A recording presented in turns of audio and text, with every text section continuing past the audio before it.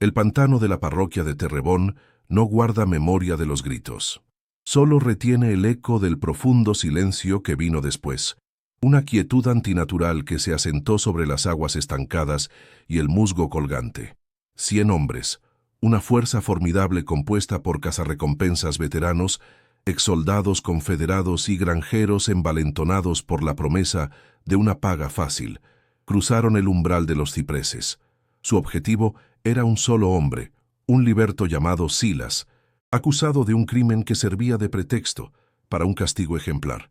Entraron con la confianza de un ejército, pero no hubo batalla. No hubo un último tiroteo heroico ni una defensa desesperada. Simplemente desaparecieron. Sus cuerpos nunca fueron recuperados. Sus rifles se hundieron en el fango y sus historias se convirtieron en advertencias susurradas en voz baja. El pantano, un organismo indiferente y primordial, los había tragado sin dejar rastro, dejando solo una pregunta suspendida en el aire pesado y húmedo. ¿Cómo un hombre pudo hacer que 100 desaparecieran de la faz de la tierra? La partida de caza se congregó al amanecer, una marea de arrogancia y acero a las afueras del pueblo. Liderados por el mayor Redding, un exoficial confederado cuya soberbia solo era superada por su crueldad, el grupo era un microcosmos del viejo sur. Había rastreadores profesionales que se jactaban de poder seguir la pista de una sombra sobre la piedra, y jóvenes matones locales ansiosos por derramar sangre sancionada por la autoridad del coronel, el terrateniente que había financiado la expedición. Sus caballos resoplaban, impacientes, mientras el sol de la mañana arrancaba destellos de los cañones de sus rifles y revólveres. No había duda en sus mentes. La misión era una formalidad, una cacería deportiva para reafirmar el poder. Consideraban a su presa un animal asustado y a sí mismos los amos indiscutibles de ese mundo. Marcharon hacia la línea de árboles con risas y bromas, un centenar de hombres convencidos de su propia invencibilidad, sin saber que cada paso los alejaba del mundo de los vivos. El objeto de esta abrumadora demostración de fuerza era un hombre que la mayoría apenas había notado en su vida diaria. Silas era una figura periférica, un leñador y trampero que vivía en una cabaña aislada en el borde mismo del pantano. En el pueblo cercano, su reputación era la de un liberto simple, inofensivo y posiblemente mudo, ya que su voz rara vez se oía. Se movía con una economía de movimiento que los demás confundían con lentitud o pereza, y su mirada siempre parecía estar fija en algo lejano, más allá del horizonte visible. No poseía nada de valor, no desafiaba a nadie, y su existencia era tan discreta que se había vuelto casi invisible. La acusación del coronel, un ataque salvaje contra su familia, un acto de sedición, era una ficción evidente para cualquiera que hubiera observado a Silas. Pero la verdad no importaba. Lo que importaba era la imagen, un hombre débil y solo, el chivo expiatorio perfecto para una lección de terror. El escenario de esta cacería era un laberinto primordial que no respondía a las leyes de los hombres. El pantano de Luisiana era un mundo aparte, un reino de aguas negras y quietas que reflejaban un cielo opresivo. Cipreses centenarios, cubiertos de musgo español como sudarios grises, se alzaban como pilares de una catedral en ruinas, bloqueando la luz del sol y creando una penumbra perpetua. El suelo era un engaño, una mezcla traicionera de lodo succionador y raíces ocultas que podían quebrar un tobillo con un solo paso en falso. El aire, denso y saturado de humedad, era un caldo de cultivo para la fiebre y el agotamiento. El silencio era profundo, roto solo por el zumbido incesante de los insectos y los sonidos furtivos de criaturas invisibles. Para los extraños, el pantano era un infierno verde, un lugar diseñado para desorientar, debilitar y consumir. Era un arma en sí mismo, esperando pacientemente a que los cazadores se adentraran lo suficiente como para no poder volver. Los primeros días de la persecución transcurrieron según lo previsto por el mayor Redding. Sus rastreadores encontraron un rastro claro y fácil de seguir, huellas profundas en el barro, una rama rota aquí, una marca de paso allá. La evidencia sugería que Silas huía con pánico, sin la habilidad o la inteligencia para ocultar su camino. La confianza del grupo crecía con cada milla que se adentraban en el pantano. Sus voces resonaban en la quietud. Sus fogatas por la noche eran faros de civilización en medio de la barbarie salvaje. Se burlaban de su presa invisible, imaginando el terror de un hombre solo, perseguido por una fuerza de 100. No se dieron cuenta de la perfecta regularidad del rastro, de la calculada obviedad de las pistas. No entendían que no estaban siguiendo a un fugitivo asustado. Estaban siguiendo una invitación, un camino cuidadosamente trazado que los llevaba directamente al corazón de una trampa a escala masiva, de la que el propio pantano era el mecanismo. La primera anomalía ocurrió al tercer día, y fue tan sutil que casi pasó desapercibida. Un hombre que marchaba en la retaguardia del grupo, un granjero joven llamado Miller, simplemente ya no estaba allí. Nadie escuchó un grito, ni el sonido de una lucha, ni el chapoteo de una caída. En un momento, sus compañeros lo oían quejarse del calor, y al siguiente, solo había silencio. El mayor Redding detuvo la columna, irritado por el retraso. Organizaron una búsqueda superficial, gritando su nombre hasta quedarse roncos. Concluyeron que el joven idiota se habría desviado para hacer sus necesidades y se habría perdido en la niebla matutina. Lo maldijeron por su estupidez y continuaron la marcha, dejando a 2 hombres atrás para que esperaran un par de horas antes de reunirse con ellos. Esos 2 hombres tampoco fueron vistos de nuevo. La partida de caza había perdido a 3 de sus miembros, pero en sus mentes la causa seguía siendo la incompetencia individual y la hostilidad del terreno, no una amenaza externa.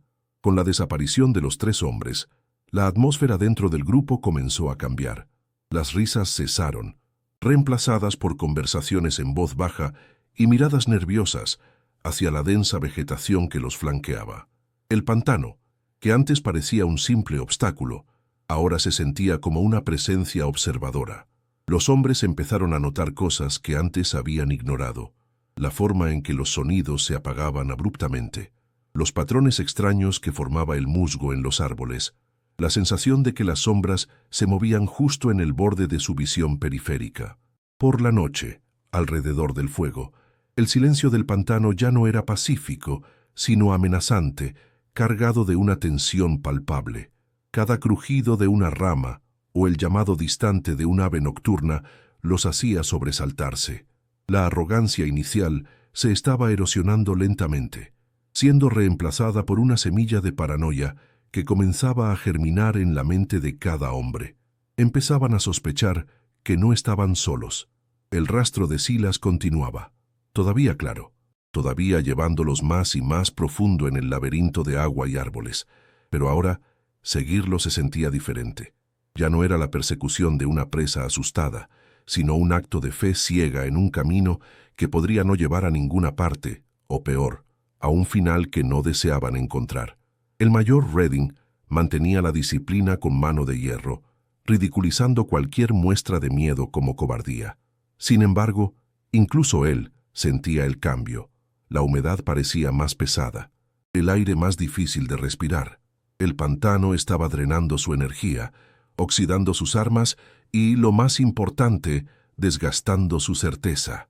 100 hombres armados, una fuerza que podría haber tomado un pequeño pueblo, se sentían cada vez más pequeños e insignificantes en la inmensidad de aquel lugar. La pregunta ya no era cuándo encontrarían a Silas, sino qué encontrarían cuando finalmente lo hicieran. La cacería se había convertido en una lenta procesión hacia lo desconocido, y el cazador empezaba a sentir el miedo de la presa. Antes de continuar, dinos desde dónde estás viendo, y si esta historia ya te ha atrapado, considera suscribirte. Mañana, la siguiente no será más ligera. El día de Silas comenzaba antes que el sol. No lo despertaba un gallo ni un reloj, sino un cambio sutil en la densidad del aire, un murmullo profundo del pantano que anunciaba el inminente amanecer. Se levantaba de su catre de paja sin un sonido, un movimiento fluido que no perturbaba el polvo suspendido en el único rayo de luz lunar que se filtraba por una grieta en la pared de su cabaña. Su cuerpo, marcado por cicatrices que parecían mapas de geografías olvidadas, se movía con una economía deliberada. cada gesto una respuesta a una rutina grabada en el músculo y el hueso. Afuera, la niebla se aferraba a los cipreses, convirtiendo el mundo en un laberinto de siluetas grises y silenciosas. Para Silas, este no era un paisaje hostil, sino el único lenguaje que entendía completamente. Era el lienzo sobre el que pintaba los días de su existencia solitaria, una paz frágil comprada a un costo que nadie en el pueblo cercano podía imaginar. Su primera tarea era revisar la línea de trampas. No caminaba, se deslizaba a través del sotobosque, sus pies descalzos encontrando apoyo seguro en el lodo y las raíces con una certeza animal. Conocía cada árbol, cada recodo del arroyo, cada mancha de suelo traicionero. Sus trampas eran obras de ingeniería discreta, diseñadas para capturar sin mutilar, para respetar el espíritu de la criatura que le daría sustento. Al encontrar un conejo en un lazo, lo despachaba con un rápido y experto giro de muñeca, un acto de necesidad desprovisto de crueldad o placer. No había palabras de agradecimiento ni rituales, solo un reconocimiento silencioso del ciclo de vida y muerte que gobernaba aquel lugar. Su silencio no era vacío, estaba lleno de observación, de una escucha atenta al pulso del pantano. Era un hombre que había aprendido que las palabras eran herramientas frágiles, incapaces de detener la violencia o de devolver la vida, por lo que las había abandonado en favor de la acción y la percepción. De vuelta en la cabaña, el ritual del desayuno era igualmente metódico. Encendía el fuego con un solo pedernal, las llamas prendiendo en la yesca seca con un susurro obediente. El sonido de la carne friéndose en la sartén de hierro fundido era uno de los pocos ruidos agudos que rompían la monotonía sonora de su hogar. Comía lentamente, su mirada fija en la pared de troncos, aunque no la veía. Sus ojos estaban en otro lugar, en otro tiempo, repasando mapas mentales de escape, evaluando los sonidos del exterior, midiendo el peso del aire. La gente del pueblo lo consideraba simple, un hombre cuya mente era tan silenciosa como su voz. No podían concebir la complejidad de los pensamientos que se arremolinaban detrás de esa fachada de quietud. No entendían que su lentitud era deliberación, su silencio era cálculo, y su aparente simpleza era el camuflaje más efectivo que un hombre como él podría desear en un mundo como ese. El trabajo principal de su día era la madera. Su hacha no caía con furia, sino con una precisión quirúrgica. Estudiaba el grano del ciprés, leía su historia en la corteza, y luego asestaba golpes que eran a la vez potentes y económicos. El sonido rítmico del acero contra la madera resonaba en el claro, un metrónomo que marcaba el paso de su vida. No trabajaba para acumular riqueza, sino para mantener un equilibrio. Cortaba solo lo necesario, los árboles viejos o enfermos, abriendo espacio para que la nueva vida creciera. Era una forma de conversar con el bosque, un diálogo sin palabras en el que él era a la vez podador y guardián. Cuando un gigante de varios siglos finalmente cedía con un gemido profundo y se estrellaba contra el suelo del pantano, el silencio que seguía era pesado, lleno de una reverencia que solo Silas parecía sentir. Dejaba que el eco se asentara antes de empezar a desramar el tronco, su respeto por la vida que había tomado tan palpable como el calor en su piel. Una vez por semana, hacía el viaje al asentamiento. Cargaba las pieles curadas y la madera cortada en una pequeña balsa que impulsaba con una pértiga a través de los canales sinuosos. Este viaje era una transición entre dos mundos. En el pantano, él era parte del ecosistema, una figura en armonía con su entorno, pero a medida que se acercaba al pueblo, se convertía en una anomalía, una sombra que no pertenecía. Las miradas de los blancos lo seguían como insectos, algunas curiosas, otras hostiles. Las mujeres apartaban a sus hijos, los hombres escupían al suelo a su paso. Silas no respondía. Mantenía su mirada baja, su rostro una máscara de indiferencia. Había aprendido que cualquier emoción, miedo, ira, orgullo, era una debilidad que podían explotar. Su invisibilidad era su armadura, y se la ceñía con fuerza cada vez que pisaba la tierra seca y polvorienta del mundo de los hombres. La tienda del pueblo era el nexo de su interacción con la sociedad. Dejaba su mercancía en la puerta y esperaba a que el dueño, un hombre llamado Peterson, saliera a inspeccionarla. La transacción se realizaba casi sin palabras. Peterson murmuraba un precio. Silas asentía. Luego, señalaba los suministros que necesitaba: sal, harina, pólvora, un poco de tela. El tendero los reunía, descontaba el costo y le entregaba unas pocas monedas. Nunca había un intento de regateo, nunca una queja. Esta pasividad reforzaba la percepción que tenían de él como un liberto dócil, inofensivo. No veían la inteligencia en sus ojos, que evaluaba cada gesto, que notaba el revólver que Peterson mantenía siempre a mano debajo del mostrador, que registraba la tensión en los hombros de los otros clientes cuando él estaba presente. Estaba jugando un papel y lo jugaba a la perfección porque su vida dependía de esa actuación. En una de esas visitas, vio al mayor Redding y a un puñado de sus hombres. Estaban bebiendo en el porche de la cantina, sus risas ruidosas y ásperas cortando el aire de la tarde. Sus rifles descansaban descuidadamente contra la pared, pero su presencia era una declaración de poder. Irradiaban una arrogancia nacida de la impunidad, la certeza de que las leyes, tanto las de Dios como las de los hombres, no se aplicaban a ellos. Silas los observó de reojo mientras cargaba sus provisiones. No vio hombres, vio depredadores. Reconoció la misma energía que había sentido en los cazadores de esclavos de su pasado, la misma sed de dominación. No sintió miedo, sino una fría y antigua resignación. Sabía que la paz era siempre temporal, que bestias como esas siempre necesitaban una presa para reafirmar su fuerza. Por un instante, sus ojos se encontraron con los de Redding, y en esa fracción de segundo, Silas se aseguró de que su mirada no contuviera nada más que una vacía sumisión. El regreso a su cabaña era una liberación. A medida que la balsa se adentraba de nuevo en el laberinto de agua y vegetación, sentía cómo la tensión abandonaba su cuerpo. El aire del pueblo, cargado de odio y miedo, era reemplazado por el olor a tierra húmeda y descomposición, el perfume del pantano.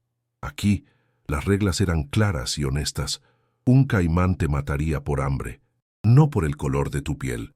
Una serpiente te mordería si la pisabas, no por una ofensa imaginaria. En el pantano, la supervivencia dependía del conocimiento y el respeto, no de la sumisión y el engaño. Al llegar a su claro, descargaba los suministros y se detenía un momento, simplemente respirando. Escuchaba el zumbido de los insectos, el croar de las ranas, el llamado de un ave lejana. Eran los sonidos de su hogar, la única sinfonía que le traía consuelo. El mundo de los hombres era un ruido discordante que estaba obligado a soportar, pero este silencio era suyo. No todo su conocimiento del pantano era para la caza o la defensa. Cerca de su cabaña, cultivaba un pequeño jardín secreto, oculto por un denso matorral. Allí crecían plantas que la mayoría consideraría maleza, pero Silas conocía sus propiedades. Tenía hierbas para curar la fiebre, raíces para calmar el dolor y hojas para detener el sangrado. Este conocimiento era un legado de su gente, los cimarrones, una herencia transmitida a través de generaciones de supervivencia en los lugares más salvajes de la tierra. Cuidaba de estas plantas con la misma dedicación con la que mantenía sus trampas o afilaba su hacha. Eran otra herramienta, otra capa de su autosuficiencia. El pantano proveía todo lo que necesitaba: refugio, alimento y medicina. A cambio, él le pedía muy poco, viviendo como una parte más de su complejo organismo, sin dejar cicatrices innecesarias en su superficie. Su existencia era un pacto silencioso con esa tierra primordial. La rutina diaria era el ancla de su cordura. El sol salía, él trabajaba. El sol se ponía, él descansaba. Los días se fundían en semanas, las semanas en meses. Esta previsibilidad era un bálsamo para un alma que había conocido el caos absoluto. El ritmo constante del trabajo físico mantenía a raya los recuerdos, los fantasmas de la masacre que siempre acechaban en la periferia de su mente. Pero a veces, en la quietud de la noche, lograban colarse. Un sonido inesperado, el aullido de un animal en la distancia, podía transportarlo de vuelta a los pantanos de Florida. Volvía a ver el fuego, a oler la sangre, a oír los gritos que las palabras no pudieron detener. En esos momentos, se levantaba y salía de la cabaña, caminando por el borde del agua hasta que el frío del barro bajo sus pies lo traía de vuelta al presente. El trauma no había desaparecido, simplemente lo había enterrado bajo capas de silencio y disciplina. A varias millas de su cabaña, al otro lado de un gran cañaveral, vivía una familia de libertos. Los Johnson, un hombre, su esposa y 2 niños pequeños. Silas los observaba a veces desde la distancia, una figura inmóvil entre los árboles. Veía al padre enseñar a su hijo a pescar, a la madre cantar mientras colgaba la ropa. Veía una vida que él había perdido para siempre, la calidez de la comunidad, la risa de los niños, el simple consuelo de la compañía. No se acercaba, no interactuaba. Su presencia podría traerles problemas, y su aislamiento era una cuarentena autoimpuesta para proteger no solo a sí mismo, sino a cualquiera que pudiera asociarse con él. Sin embargo, sentía una conexión protectora hacia ellos. Eran un recordatorio de lo que había sido destruido, y en su mente se convirtieron en un símbolo de lo que aún debía ser defendido, incluso si era desde las sombras. El anochecer en el pantano era una transformación. El calor del día se disipaba, reemplazado por una frescura que ascendía del agua. Los sonidos diurnos se desvanecían, dando paso al coro nocturno de ranas, grillos y depredadores invisibles. La luz de la luna, filtrada por el dosel de hojas y musgo, pintaba el paisaje con patrones plateados y negros. Para un extraño, la noche magnificaba los terrores del pantano, convirtiendo cada sombra en una amenaza. Para Silas era el momento de mayor claridad. Sus sentidos, ya agudos, se intensificaban. Podía distinguir el chapoteo de un pez del movimiento sigiloso de un caimán. Podía interpretar el silencio repentino de los insectos como una señal de que algo grande se movía cerca. La oscuridad no era un velo, sino una capa adicional de información. Era su aliada, la que borraba las líneas y los colores que lo convertían en un objetivo en el mundo diurno. A menudo, utilizaba las primeras horas de la noche para construir y perfeccionar sus trampas. No las que usaba para cazar animales, sino otras más complejas. Fosos ocultos con hojas, lazos diseñados para atrapar un tobillo, mecanismos de contrapeso que podían hacer caer una red de lianas. No las construía con un propósito inmediato, sino como un ejercicio, una forma de mantener sus habilidades afiladas. Era el lenguaje de su pasado, la ciencia de la defensa que había aprendido como protector de su comunidad cimarrona. Sus manos se movían con una memoria propia, atando nudos intrincados, tallando gatillos de madera con su cuchillo. Cada trampa completada era una frase en una conversación silenciosa con sus fantasmas. Era una promesa de que, si la violencia volvía a encontrarlo, no lo encontraría desprevenido. Era la manifestación física de su voluntad de sobrevivir en sus propios términos. La presencia del coronel y sus hombres era una amenaza constante en el horizonte. A veces, patrullas a caballo recorrían los caminos de tierra que bordeaban el pantano, una demostración de fuerza para intimidar a los libertos y a los pequeños agricultores. Desde la cubierta de los árboles, Silas los observaba pasar. Eran ruidosos, descuidados, completamente ajenos a la vida que bullía a pocos metros de ellos en el pantano. Su confianza era absoluta, su desprecio por esa tierra, palpable. No la veían como un ecosistema complejo, sino como un obstáculo inútil, un yermo que debía ser domado o ignorado. Silas sabía que esa arrogancia era su mayor debilidad. No entendían que el pantano tenía sus propias leyes, su propio poder, y que no se sometía a la voluntad de hombres con rifles y caballos. Simplemente esperaba, observando, sabiendo que el conflicto era una cuestión de cuándo, no de sí. Dentro de su cabaña, la vida de Silas era de una sencillez espartana. Un catre, una pequeña mesa, una silla y unos cuantos utensilios de cocina. No había libros, ni cuadros, ni objetos personales que hablaran de su pasado.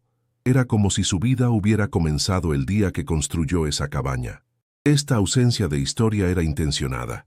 Los apegos eran vulnerabilidades, los recuerdos eran cargas. Su mente era su único archivo, y lo mantenía cerrado bajo llave. Su rostro, a menudo impasible, era un paisaje tallado por el tiempo y el dolor, pero no ofrecía pistas sobre el hombre que había sido. La gente del pueblo veía a un liberto sin pasado ni futuro, un simple superviviente. No podían ver al estratega, al líder, al hombre que una vez fue llamado el susurro del ciprés por su gente. Creían que su silencio era debilidad porque no podían imaginar la fuerza que se necesita para contener un mundo de dolor. La ilusión de paz que Silas había construido era tan densa como la niebla matutina y casi igual de frágil. Se basaba en la premisa de que, si se mantenía lo suficientemente quieto, lo suficientemente invisible, el mundo exterior lo pasaría por alto. Había funcionado durante años. Se había convertido en una parte tan natural del paisaje como los propios cipreses. Pero el sistema de poder que lo rodeaba, encarnado en el coronel, no se alimentaba de la paz, sino del miedo y la subyugación. Necesitaba ejemplos, chivos expiatorios para mantener el orden. La existencia independiente de Silas, por silenciosa que fuera, era en sí misma un acto de desafío a ese orden. Era un hombre negro que no respondía ante nadie, que vivía de la tierra por sus propios medios, y en el sur de la reconstrucción, esa era una ofensa que no podía quedar sin castigo por mucho tiempo. A veces, por la noche, Silas se sentaba en el pequeño porche de su cabaña y miraba hacia la lejana luz parpadeante de la casa de la plantación del coronel. Era un punto de luz artificial en un mar de oscuridad natural, un faro de la opresión que definía el mundo más allá de su santuario. No sentía odio, una emoción que consideraba un lujo inútil. Sentía el peso de la inevitabilidad. Sabía que esa luz, tarde o temprano, proyectaría su sombra sobre él. El mundo de los hombres, con su codicia y su brutalidad, siempre busca expandirse, consumir los espacios de silencio y libertad. Él había encontrado uno de los últimos lugares donde podía existir, pero no era inmune. La tensión latente entre su mundo de quietud y el mundo de ruido del coronel era una cuerda que se tensaba día a día, esperando la nota equivocada que la haría romperse. Una noche, esa nota sonó. No fue un trueno ni un disparo, sino un sonido que no pertenecía al vocabulario nocturno del pantano, el grito aterrorizado de una mujer, seguido por el llanto agudo de un niño. El sonido venía de la dirección de la granja de los Johnson. Silas se puso de pie de un salto, su cuerpo instantáneamente alerta, la frágil paz de su mundo hecha añicos en un solo instante. El tiempo de observar desde las sombras había terminado.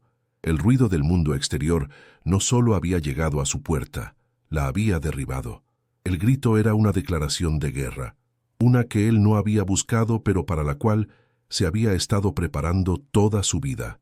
El susurro del ciprés, el fantasma que había intentado enterrar bajo años de silencio, comenzaba a despertar en la oscuridad. El cambio fue sutil al principio, una disonancia en la sinfonía familiar del pantano. Silas lo percibió no como un sonido, sino como una ausencia de él. Ciertas aves callaban cuando patrullas a caballo pasaban por los caminos de tierra cercanos, un silencio que se prolongaba más de lo normal después de que se iban. El viento que soplaba desde el pueblo parecía llevar consigo un olor diferente, no solo el del humo de leña y el ganado, sino algo más agrio, el hedor del miedo colectivo y la ira fermentando. Su rutina no se alteró, pero el telón de fondo sobre el que se desarrollaba había cambiado de color, pasando de un verde sereno a un gris expectante. El equilibrio que había mantenido durante años con el mundo exterior se estaba volviendo precario, como el hielo delgado sobre aguas profundas y oscuras. Él conocía esa sensación. Era el silencio tenso que precedía a un grito, el aire quieto antes de que el rayo cayera. La normalidad se había convertido en una máscara que ocultaba una cara contorsionada por la furia. En su siguiente viaje al asentamiento, la atmósfera era notablemente más densa. Las miradas que antes eran de simple desprecio, ahora contenían un filo de acusación. Los hombres del coronel, que solían holgazanear en el porche de la cantina, ahora patrullaban las polvorientas calles en grupos de 3 y 4, sus rifles ya no descansando en sus hombros, sino sostenidos en sus manos. No había un objetivo aparente para esta demostración de fuerza, pero su propósito era claro: la intimidación. Silas observó cómo detenían a un joven liberto que caminaba por la calle, interrogándolo sin motivo, empujándolo solo por el placer de demostrar su poder. El joven no protestó, simplemente aguantó la humillación con la cabeza gacha. Nadie intervino. La ley en el pueblo no era un conjunto de reglas escritas, sino la voluntad de los hombres con las armas más grandes. Y esa voluntad se estaba volviendo cada vez más volátil y cruel. Silas completó sus transacciones en silencio, su rostro una máscara impasible, pero sus ojos registraban cada detalle. En la tienda de Peterson, mientras esperaba sus suministros, escuchó fragmentos de una conversación entre dos granjeros. Hablaban en susurros, pero la paranoia hacía que sus voces fueran penetrantes. Mencionaban al coronel. Decían que estaba furioso por la pérdida de un contrato de algodón y que culpaba de su mala suerte a la influencia maligna que emanaba del pantano. Usaban palabras como raíces y conjuros, tejiendo una narrativa de superstición para explicar su desgracia económica. Uno de ellos miró de reojo a Silas, y aunque no dijo su nombre, la implicación flotaba en el aire. Estaban construyendo un demonio, un chivo expiatorio sobre el cual descargar sus frustraciones. Silas entendió la peligrosa alquimia que estaba teniendo lugar. El miedo económico se estaba transmutando en odio racial, y el coronel estaba avivando las llamas, proporcionando un objetivo conveniente para una comunidad que necesitaba a alguien a quien culpar. En el camino de regreso, encontró algo que no pertenecía al paisaje. Clavado en un ciprés que marcaba el inicio del sendero hacia su cabaña, había un muñeco tosco hecho de paja y tela negra, con una pluma de cuervo atravesándole el pecho. No era una efigie de él, sino un símbolo, un tótem de la superstición y el odio que se estaba gestando en el pueblo. Era un mensaje deliberado, una advertencia. Alguien se había adentrado lo suficiente en el borde del pantano para dejarlo allí, violando el umbral invisible de su territorio. Silas se detuvo, observando el objeto durante un largo momento. No sintió miedo, sino una profunda y helada claridad. La violencia ya no era una posibilidad abstracta, había enviado su primera carta de presentación. Con un movimiento tranquilo, arrancó el muñeco del árbol, lo desarmó sin emoción y dejó que los pedazos cayeran al agua estancada, donde se hundieron lentamente en el lodo. No dejaría que sus símbolos envenenaran su hogar. De vuelta en la seguridad de su cabaña, la sensación de santuario se había visto comprometida. El silencio ya no era reconfortante, sino que parecía contener los ecos de las amenazas del pueblo. Por primera vez en años, Silas sintió la necesidad de revisar sus antiguas defensas. Al amparo de la noche, se movió por el perímetro de su claro, comprobando la tensión de las viejas enredaderas que podían servir como redes, evaluando los puntos ciegos desde los que un hombre podría observar su cabaña sin ser visto. Sus manos, que durante tanto tiempo solo habían manejado un hacha y un cuchillo de desollar, recordaban los nudos y los mecanismos de las trampas que había aprendido a construir en su vida anterior. No estaba preparando una defensa activa, sino despertando una parte de sí mismo que había mantenido dormida deliberadamente. El susurro del ciprés no había muerto, simplemente había estado esperando en el silencio, y ahora comenzaba a escuchar con atención. Sus pensamientos se dirigieron a la familia Johnson. Ellos vivían más cerca del borde del pantano, más expuestos a la creciente malevolencia del mundo del coronel. Su pequeña granja era un puesto de avanzada de la esperanza, una frágil declaración de independencia, que los convertía en un objetivo tan probable como él. Silas había elegido el aislamiento como su escudo, pero ellos habían elegido la comunidad, la familia, una vulnerabilidad que él ya no podía permitirse. Desde la distancia, había actuado como un guardián silencioso, un observador invisible, pero se dio cuenta de que observar ya no sería suficiente. La marea de odio que estaba subiendo no haría distinciones. Se tragaría a cualquiera que se interpusiera en su camino, y la pequeña luz de la granja de los Johnson estaba directamente en la trayectoria de la ola que se aproximaba. La responsabilidad que sentía por ellos era un peso antiguo, un eco de la que una vez sintió por su propia gente. Las patrullas del coronel se volvieron más audaces. Ya no se limitaban a los caminos de tierra, sino que se adentraban a caballo en las primeras capas del pantano, sus voces y el chapoteo de sus monturas profanando la quietud del lugar. No buscaban nada en particular, Estaban marcando territorio, como lobos orinando en los árboles para establecer su dominio. Para ellos, el pantano era un obstáculo, un yermo que debía ser conquistado. No entendían que cada huella que dejaban era una página en un libro que Silas podía leer. Él los observaba desde la cubierta de los densos matorrales, una sombra inmóvil. Memorizaba sus rutas, el número de hombres en cada patrulla, el tipo de armas que llevaban. Estudiaba su arrogancia, su descuido, la forma en que hablaban en voz alta, delatando sus posiciones a cualquiera que supiera escuchar. No veían el pantano como un ser vivo, y esa ceguera, Silas lo sabía, sería su perdición. Un día, mientras revisaba su línea de trampas para conejos, encontró una que había sido destruida. No estaba simplemente activada, el lazo de alambre había sido cortado y la estaca de madera que lo anclaba había sido partida en dos con la culata de un rifle. Cerca, en el barro, había una huella clara de una bota de montar, muy diferente a las suyas. El mensaje era inequívoco. Ya no se trataba de símbolos dejados en el límite de su territorio. Habían cruzado la línea, habían entrado en su espacio vital y habían dejado una firma de su presencia. Era un acto de vandalismo menor, pero el significado era profundo. Era una declaración de que su invisibilidad ya no era garantizada, de que podían llegar a él si querían. Silas se agachó, examinando la huella. No sintió ira, sino que su mente comenzó a trabajar, calculando distancias, tiempos y posibilidades.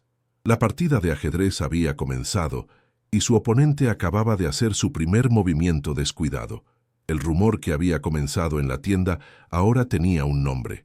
En su siguiente y breve incursión al borde del asentamiento para observar, Silas escuchó a unos niños jugando. En sus juegos ya no había vaqueros ni indios.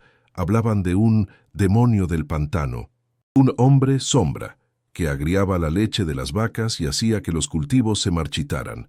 Era una historia de miedo para asustar a los más pequeños, pero las historias de los niños son a menudo el reflejo de los miedos de sus padres. El coronel y sus hombres habían plantado una semilla de veneno en la mente de la comunidad, y ahora estaba brotando en el patio de recreo. Habían despojado a Silas de su humanidad, convirtiéndolo en un monstruo de cuento de hadas. Sabía lo que eso significaba. Es más fácil matar a un monstruo que a un hombre. La justificación para la violencia se estaba construyendo, ladrillo a ladrillo, en la imaginación del pueblo. Desde una colina oculta que dominaba la granja de los Johnson, Silas vio la evidencia del miedo.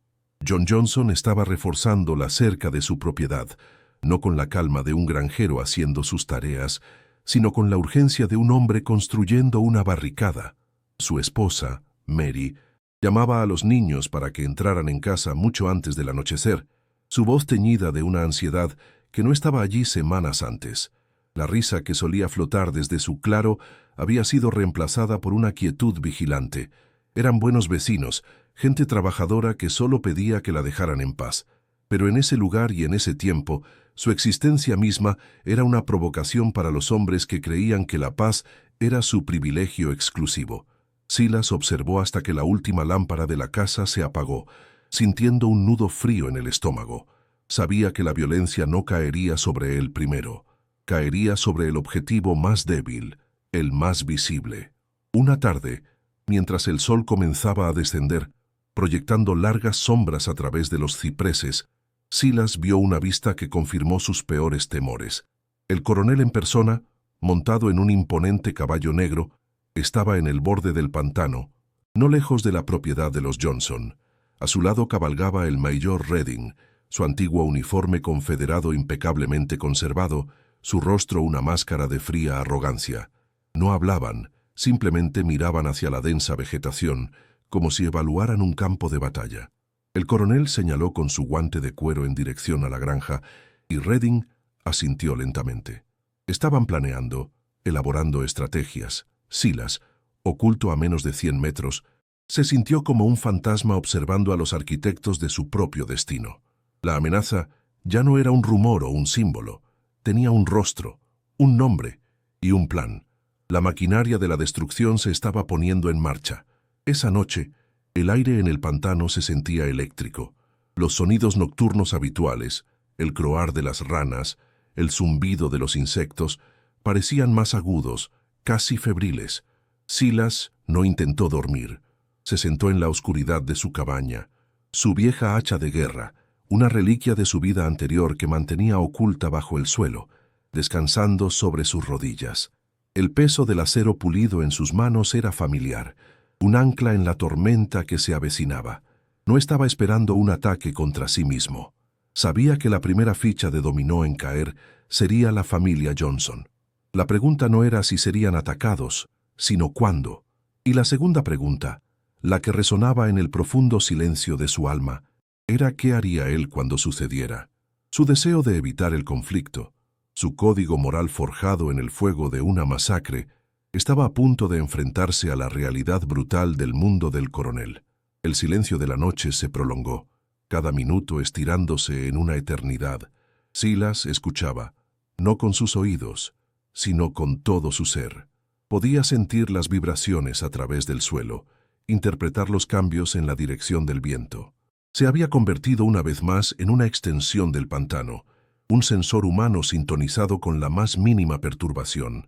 Había pasado años construyendo un muro de silencio a su alrededor, esperando que lo protegiera, pero ahora entendía que el silencio no era un escudo, era simplemente un vacío, y la violencia, como la naturaleza, aborrece el vacío.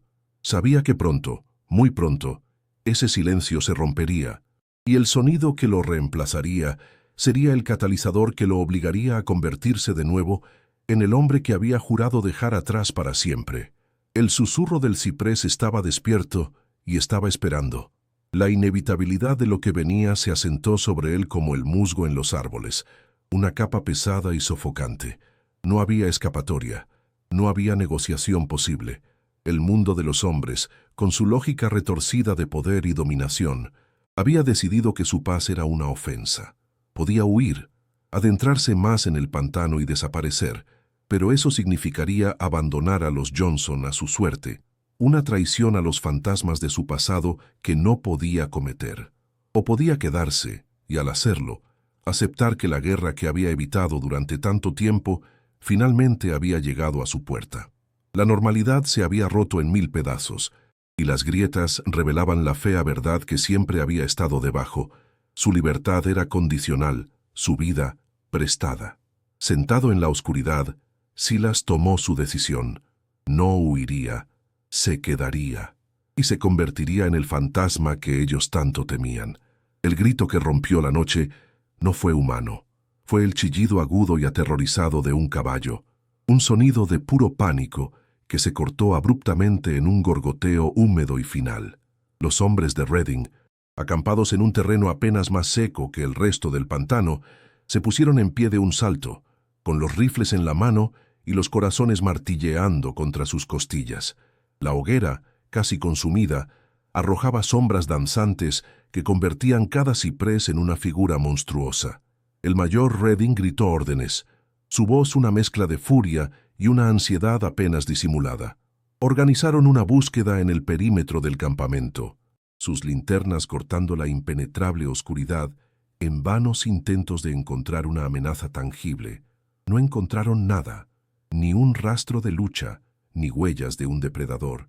Solo encontraron el lugar donde el caballo había estado atado, la soga cortada limpiamente con un solo tajo de algo increíblemente afilado. El animal y el hombre que lo vigilaba habían desaparecido en el silencio. La paranoia, que hasta entonces había sido un susurro en la mente de los hombres, se convirtió en un grito ensordecedor. Ya no se trataba de accidentes o de la hostilidad natural del pantano. Esto era obra de una inteligencia, de una mano invisible que se movía entre ellos con una audacia aterradora. Los hombres se miraban unos a otros con desconfianza. Cada sombra parecía ocultar a un traidor. Cada silencio parecía predecir un ataque. Las discusiones se convirtieron en acusaciones a gritos. Un granjero acusó a un cazarrecompensas de acaparar comida, y la disputa solo terminó cuando Reading golpeó al granjero con la culata de su revólver. La disciplina se estaba desmoronando, reemplazada por un miedo primitivo que erosionaba la cadena de mando. Eran 90 hombres, luego 80, ahora quizás 70, y cada número que descendía aumentaba el peso del terror. Estaban atrapados en un laberinto diseñado por un fantasma, y cada paso que daban parecía hundirlos más en su propia tumba. Desde una plataforma natural formada por las ramas entrelazadas de un ciprés antiguo, Silas observaba el caos en el campamento. No sentía placer ni triunfo, solo una fría y pesada resolución. Su rostro, iluminado por la débil luz de la luna que se filtraba a través del dosel, era una máscara de concentración. Sus movimientos eran inexistentes. Se había fundido con el árbol, convirtiéndose en una parte más del paisaje nocturno. Veía el miedo en sus posturas, oía la histeria en sus voces. Estaba desmantelando su ejército no con balas, sino con el miedo, el arma más potente y económica que existía.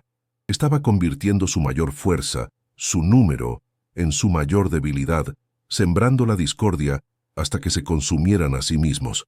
No estaba huyendo de ellos, los estaba conteniendo, estudiándolos como un naturalista estudia a una especie invasora, aprendiendo sus ritmos y explotando sus debilidades con una precisión metódica y desapasionada. Cuando el campamento finalmente se calmó en una vigilia inquieta, Silas descendió del árbol con la fluidez silenciosa de una pantera. Sus pies descalzos no hacían ruido en el suelo húmedo.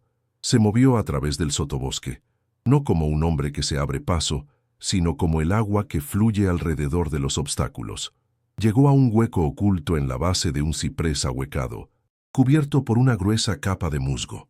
Con un gesto practicado, apartó la cubierta y extrajo un paquete envuelto en piel de ciervo curada. Lo desenvolvió con cuidado. Dentro no había un rifle ni un revólver, sino algo mucho más antiguo. Era un toqué, un hacha de guerra de su pueblo cimarrón. El mango de madera de hierro estaba pulido por décadas de uso, y la cabeza de acero oscuro, forjada por su propio abuelo, tenía grabados símbolos que contaban la historia de su linaje. No era solo un arma, era un pedazo de su alma perdida, un recordatorio tangible del hombre que había sido. Al sostener el toqué, su postura cambió. La espalda del leñador encorvado se enderezó, los hombros del trampero solitario se ensancharon, sus dedos se envolvieron alrededor del mango con una familiaridad que trascendía la memoria consciente. Era un conocimiento grabado en sus huesos. Por un instante, sus ojos se cerraron y la imagen de un fuego diferente, el fuego que había consumido su aldea, brilló detrás de sus párpados. Vio los rostros de su familia, escuchó los gritos que las palabras no pudieron detener. Un temblor recorrió su cuerpo, una ola de dolor tan intensa que casi lo ahoga, pero luego, tan rápido como llegó, la emoción fue suprimida, encerrada de nuevo en la bóveda de hierro de su disciplina. Abrió los ojos, y en ellos ya no había la mirada vacía del liberto simple, sino el brillo frío y calculador de un estratega. El susurro del ciprés había vuelto a tomar el control. A la mañana siguiente, la niebla era tan densa que los hombres apenas podían ver a sus compañeros a pocos metros de distancia. Redding, desesperado por reafirmar su autoridad y reanudar la persecución, los obligó a marchar. Fue un error catastrófico. La columna, que ya estaba fracturada, se desintegró en pequeños grupos desorientados que se llamaban a gritos en la niebla. Fue entonces cuando encontraron la primera señal deliberada. No era una trampa para animales, sino algo mucho más inquietante. Cruzando un pequeño arroyo, el grupo de Redding vio una serie de estacas de madera clavadas en el barro. En la parte superior de cada una había un cráneo de caimán, con los ojos pintados de rojo usando algún tipo de tinte de bayas. Era una barrera simbólica, una advertencia en un lenguaje que no entendían, pero cuyo significado sentían instintivamente. No era la obra de un fugitivo asustado, era la declaración de un hombre que reclamaba ese territorio como suyo. Uno de los rastreadores más veteranos, un hombre llamado Bu, se agachó para examinar las marcas. «Major», dijo, su voz apenas un susurro ronco, «esto no es vudú de Nueva Orleans. Estos símbolos son más antiguos. He visto algo parecido en los territorios indios. En Florida. Es una marca de guerra. Quien quiera que estemos cazando no es un simple esclavo fugitivo. Este hombre sabe cómo luchar en un lugar como este. Sabe cómo hacer que la gente desaparezca. Redding lo miró con desprecio. negándose a aceptar la implicación. «Es un truco para asustarnos», espetó. «Un salvaje jugando con huesos. Sigan avanzando». Pero las palabras de Bo habían plantado una nueva semilla de duda en las mentes de los hombres que lo escucharon. La narrativa oficial del coronel, la de un liberto simple y sedicioso, comenzaba a desmoronarse, reemplazada por la aterradora posibilidad de que estuvieran enfrentando a un enemigo mucho más formidable de lo que jamás habían imaginado. Horas más tarde, otro grupo tropezó con un claro donde el suelo había sido despejado.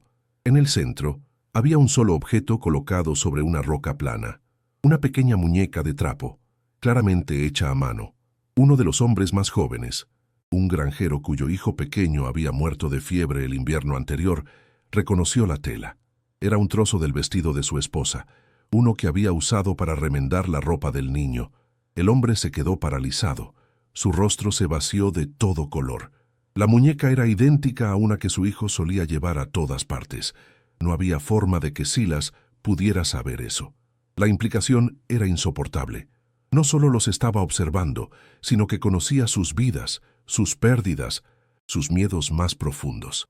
El granjero dejó caer su rifle y comenzó a retroceder lentamente, murmurando que era un fantasma, un demonio que podía leer sus almas. Se dio la vuelta y corrió ciegamente hacia la niebla, y sus gritos se desvanecieron a lo lejos. El cerco psicológico se estaba cerrando mucho más rápido que cualquier trampa física. Silas no necesitaba matar a la mayoría de ellos. Simplemente necesitaba mostrarles que su mundo, sus reglas y sus armas no tenían ningún poder aquí. Estaba usando sus propias mentes como armas contra ellos. Cada objeto que dejaba, cada sonido que imitaba, estaba diseñado para atacar los cimientos de su realidad. Los estaba despojando de su arrogancia, de su sentido de superioridad, capa por capa, hasta que solo quedara el miedo desnudo. Estaba demostrando que el conocimiento del terreno y de la naturaleza humana era infinitamente más poderoso que 100 rifles en manos de hombres que no entendían ni lo uno ni lo otro. El pantano, bajo su dirección, se había convertido en una cámara de tortura psicológica, un espejo que reflejaba sus peores pesadillas. Esa noche, el grupo de Redding, ahora reducido a menos de la mitad de su fuerza original, estableció un campamento defensivo en un pequeño montículo. Estaban agotados, hambrientos y al borde de la insurrección. Redding se sentó junto al fuego, su rostro iluminado por las llamas, tratando de proyectar una confianza que ya no sentía. Estaba repasando sus mapas, aunque sabía que eran inútiles. Los mapas mostraban líneas y nombres, pero no podían capturar la naturaleza viva y cambiante del pantano. No podían mostrarle dónde se escondía el fantasma que los estaba desmantelando. Por primera vez en su carrera militar, que incluía algunas de las batallas más sangrientas de la guerra civil, el mayor Redding sintió el sabor del verdadero miedo, el miedo a lo desconocido, a un enemigo que no podía ver, comprender ni combatir con las tácticas que conocía. Su mundo de órdenes y disciplina se había disuelto en la niebla y el barro. Mientras Redding miraba fijamente las llamas, uno de sus hombres dejó escapar un grito ahogado. Señaló hacia el borde del círculo de luz. Allí, colgado de la rama baja de un ciprés, había algo que se balanceaba suavemente con la brisa nocturna. Era un cinturón de herramientas, reconocible al instante como el que pertenecía a Miller, el primer hombre que desapareció días atrás. Estaba limpio, sin una mancha de barro o sangre. Simplemente estaba allí, colocado deliberadamente para que lo encontraran. Era una comunicación silenciosa, un mensaje que decía: «Puedo llegar a cualquiera de ustedes, en cualquier momento. Puedo tomar lo que quiero y devolverlo cuando me plazca. Están en mi hogar, y yo establezco las reglas». El último vestigio de la moral del grupo se evaporó. Varios hombres arrojaron sus armas y se adentraron en la oscuridad, prefiriendo arriesgarse a perderse que pasar una noche más siendo juguetes de un espectro. Redding se levantó, sacó su revólver y disparó al aire, gritando a los desertores que volvieran, pero su voz fue tragada por la inmensidad del pantano. Se quedó allí, con el arma humeante en la mano, observando cómo la oscuridad se tragaba a sus hombres.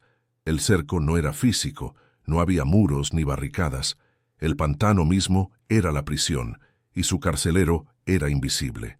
La posibilidad de fuga ya no era una opción. Ahora entendía que la única salida era a través del hombre que habían venido a cazar, y ese hombre no parecía tener intención de dejarlos pasar. La inversión de roles era completa y absoluta. Ya no eran los cazadores, eran el ganado atrapado en el matadero, esperando que el carnicero viniera a reclamar lo que era suyo, uno por uno. Silas observó la desintegración desde la distancia. Cada desertor que se adentraba en la noche era una victoria silenciosa. No los perseguiría, el pantano se encargaría de ellos. Su objetivo nunca fue la aniquilación total, sino la disolución de la amenaza. Quería que la historia de lo que sucedió aquí se convirtiera en un veneno, una leyenda que impidiera que otros se atrevieran a profanar este lugar o a amenazar a los inocentes que vivían en sus márgenes. Estaba creando un mito, forjándolo con el miedo y la incertidumbre de sus enemigos. La desaparición de 100 hombres sería un misterio sin resolver, un cuento de fantasmas que los padres contarían a sus hijos para que no se acercaran al pantano. Sería una barrera más eficaz que cualquier cerca o muro, una frontera de terror que protegería su soledad y la frágil paz de aquellos a quienes vigilaba en silencio. Esa noche, por primera vez, Silas permitió que una emoción atravesara su coraza de disciplina. No era alegría, sino un profundo y amargo dolor. Al recurrir a las tácticas de su pasado, había resucitado a los fantasmas que había intentado enterrar. Cada trampa que construía, cada símbolo que dejaba, era un eco de la vida que le habían arrebatado. Estaba usando las habilidades que había aprendido para proteger a su gente, pero ahora las usaba en soledad, un rey fantasma gobernando un reino de sombras. Había ganado la batalla táctica, pero sentía que estaba perdiendo una guerra más profunda dentro de sí mismo. La paz que había encontrado en el silencio se estaba manchando con el ruido de la violencia, incluso si era una violencia calculada y contenida. El rostro del leñador simple se había desvanecido, y el rostro del susurro del ciprés, un rostro que no había querido volver a ver, lo miraba desde el reflejo en las aguas negras del pantano. El mayor Redding, ahora con solo un puñado de sus hombres más leales o más aterrorizados, se dio cuenta de la verdad fundamental de su situación. No estaban luchando contra un hombre, estaban luchando contra el pantano mismo, y Silas era su mente, su voluntad. Cada árbol era un espía, cada sonido un arma, cada sombra un soldado. Su arrogancia confederada, su creencia en la superioridad táctica y racial, se había hecho añicos contra la realidad primordial de ese lugar. Miró los rostros de los hombres que le quedaban, pálidos y demacrados a la luz del fuego. Vio en sus ojos el mismo terror que sentía en su propio corazón. Ya no importaba el dinero del coronel, ni la falsa acusación, ni el honor perdido. Solo importaba una cosa: sobrevivir a la noche.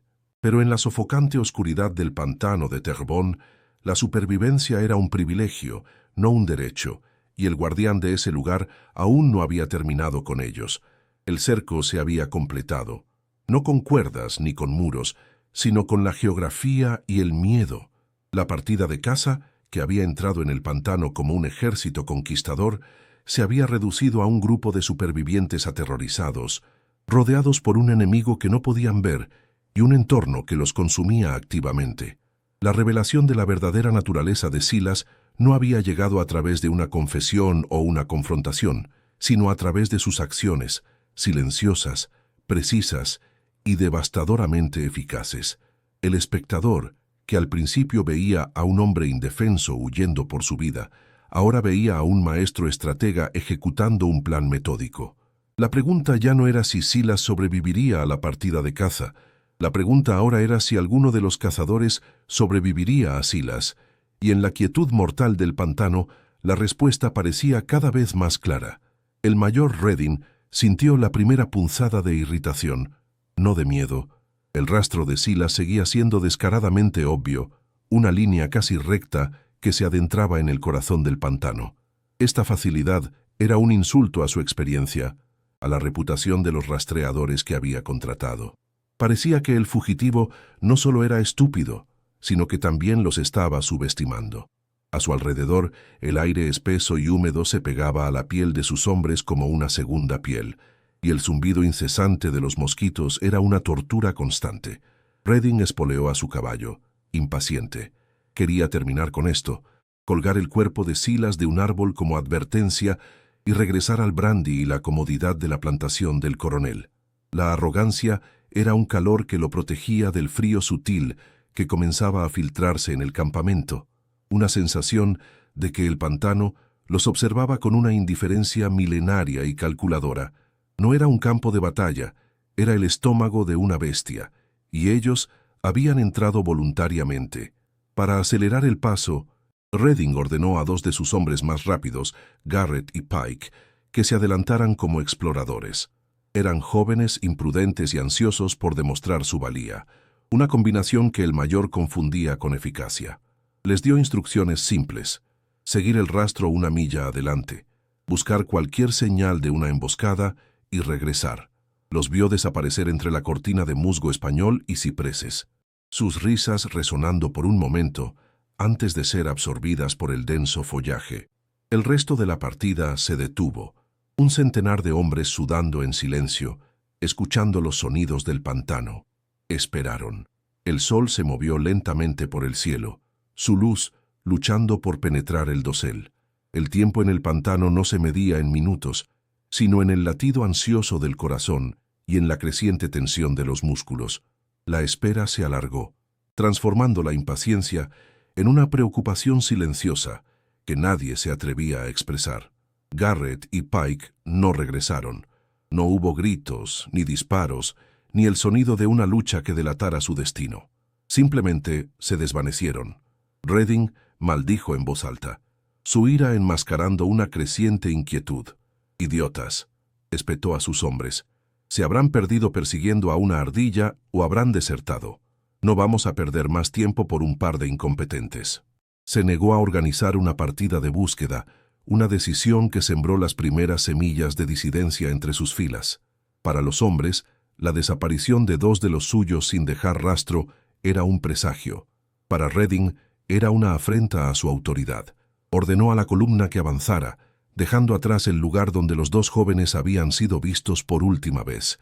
Pero la marcha ya no era la de un ejército confiado. Ahora era una procesión cautelosa.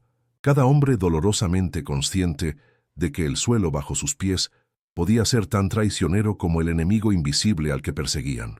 La prueba de esa traición llegó sin previo aviso. Un hombre llamado Calloway, un granjero corpulento que caminaba en el centro de la columna, desapareció de repente con un grito ahogado y el sonido de madera rompiéndose. Los hombres a su alrededor retrocedieron instintivamente, con los rifles en alto, buscando una amenaza que no estaba allí. Miraron hacia abajo y vieron un agujero oscuro en el suelo del pantano, cubierto con una fina capa de hojas y ramas que lo hacía indistinguible del terreno circundante. No era una formación natural, era una trampa, deliberadamente colocada en el centro del rastro que habían estado siguiendo con tanta confianza. El silencio que siguió al grito fue más aterrador que cualquier ruido. El pantano no solo era hostil, era inteligente y los estaba cazando a ellos, uno por uno, usando su propio camino como arma. Con esfuerzo, lograron sacar a Calloway del foso. Su pierna derecha estaba destrozada. El hueso blanco sobresalía de la piel en un ángulo antinatural. El foso no era profundo y no tenía estacas afiladas en el fondo. No estaba diseñado para matar, sino para mutilar, para crear una carga. Un hombre muerto es un problema que se entierra y se olvida. Un hombre herido es un ancla. Necesitaba atención, consumía recursos y, lo más importante, destruía la moral. Mientras el hombre herido gemía de dolor, los demás miraban el agujero con una nueva comprensión. Esto no era la obra de un fugitivo desesperado, era el trabajo de un ingeniero paciente y metódico. Cada paso que daban ya no era un avance, sino una posible caída en una trampa invisible. La confianza en sus rastreadores y en su líder se evaporó, reemplazada por el miedo primordial a lo que no se puede ver. La furia de Redding era volcánica. El retraso, la herida, la creciente insubordinación en los ojos de sus hombres Todo ello era una humillación personal. Golpeó el tronco de un árbol con el puño enguantado, ignorando el dolor. Ordenó a 2 hombres que se quedaran con Calloway y que improvisaran una camilla, sabiendo que su avance se ralentizaría a un ritmo de caracol. Su control sobre la expedición se estaba desmoronando, y lo sabía. El enemigo no solo estaba por delante, sino que parecía estar en todas partes, en el suelo, en las sombras, en el aire mismo. La cacería fácil se había convertido en una guerra de desgaste, y su ejército de 100 hombres estaba siendo desmantelado sin que se hubiera disparado un solo tiro. La inversión de poder era una marea silenciosa, y él y sus hombres se estaban ahogando en ella sin siquiera darse cuenta. Desesperado por recuperar la iniciativa, Redding tomó una decisión audaz. Reunió a sus 3 mejores rastreadores, un trío de veteranos liderados por un hombre llamado Bo, cuya reputación en el seguimiento de hombres era casi legendaria. Les dio una nueva misión: abandonar el rastro principal y moverse en un amplio arco, buscando el campamento de Silas. «Encuentren su guarida», les ordenó en voz baja y tensa. «No se enfrenten a él, simplemente localícenlo y regresen. Lo rodearemos y acabaremos con esto de una vez por todas». Bo y sus 2 compañeros asintieron, sus rostros impasibles. Eran profesionales, inmunes al pánico que infectaba al resto del grupo. Se equiparon con lo esencial y se adentraron en el pantano, moviéndose con una eficiencia silenciosa que contrastaba con el torpe avance del grupo principal. Eran la última esperanza de Redding para convertir el caos en una victoria controlada. La partida principal continuó su lento y penoso avance, arrastrando al hombre herido. El silencio se había vuelto absoluto. Ya nadie hablaba. Solo se oía el chapoteo de las botas en el barro, el zumbido de los insectos y los gemidos de Calloway. Horas después, llegaron a un punto donde el rastro de Silas se dividía en 3 caminos idénticos que se adentraban en un denso cañaveral. Era una táctica de despiste obvia, pero efectiva. Redding detuvo a la columna, esperando la señal de Bo y su equipo. Se suponía que debían informar de su progreso cada hora con el llamado de un pájaro específico. La primera hora pasó y no hubo señal. Redding se dijo a sí mismo que simplemente estaban siendo cautelosos. La segunda hora pasó y el silencio se hizo más pesado. El sol comenzó a descender, tiñendo el cielo de un rojo sangriento que se reflejaba en las aguas estancadas. Cuando la oscuridad comenzó a envolver el pantano, una verdad terrible se asentó en la mente de todos. Bo y sus hombres, los mejores de los mejores, también habían desaparecido, sin un sonido, sin una señal, sin dejar rastro alguno. El pánico que había estado hirviendo a fuego lento finalmente estalló. Varios hombres arrojaron sus equipos y exigieron regresar. Argumentaban que estaban persiguiendo a un fantasma, a un Haint, que no podía ser asesinado por balas. La autoridad de Redding se rompió. Ahora era solo un hombre con un rifle, frente a docenas de hombres aterrorizados que comenzaban a verlo no como un líder, sino como la causa de su inminente destrucción. La desaparición de los rastreadores de élite fue el golpe mortal a su moral. Si los mejores podían ser borrados del mapa tan fácilmente, ¿qué esperanza quedaba para ellos? Esa noche, el campamento no era un lugar de descanso, sino una isla de miedo en un océano de oscuridad. El fuego de la hoguera parecía pequeño e impotente contra la inmensidad de la noche.